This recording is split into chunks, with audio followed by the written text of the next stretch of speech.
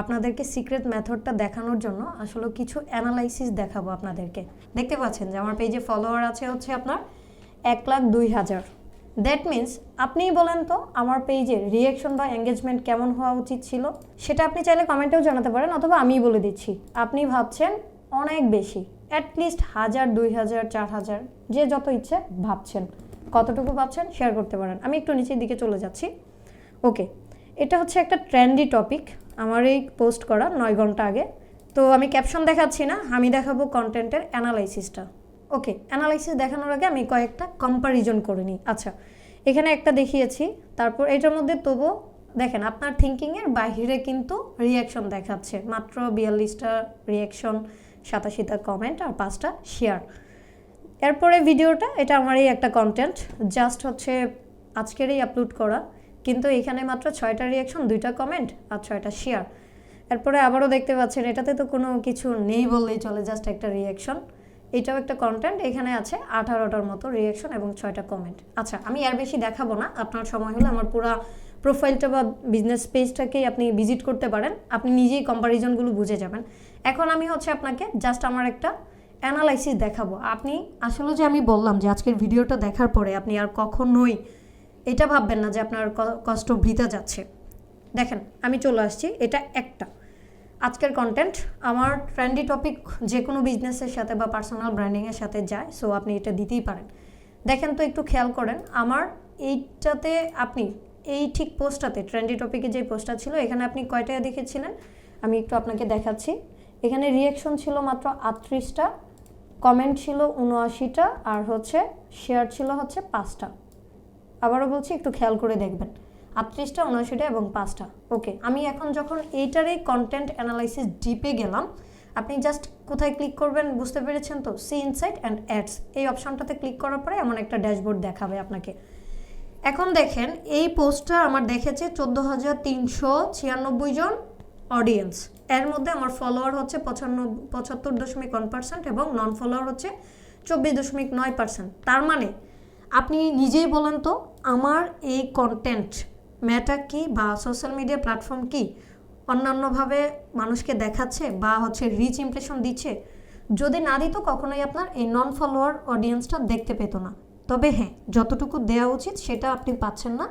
এরও বেশ কিছু রিজন আছে, এগুলো সবগুলো এক ভিডিওতে কভার করলে আপনি নিজেই বোর হয়ে যাবেন। আস্তে আস্তে যে কোনো ভিডিওতে আমি বলে দিব। ওকে, ভিউয়ার আমরা দেখেছি, এখান থেকে দেখেন ভিউজ আসছে 14,796 আর ভিউয়ার আসছে 7,546। দ্যাট মিনস ভিউ এবং ভিউয়ারের মধ্যে পার্থক্য বুঝতে হলে ওইটার জন্য আমি ছোট একটা ভিডিও পরবর্তীতে দিব, আপাতত এক্সপ্লেন করছি না।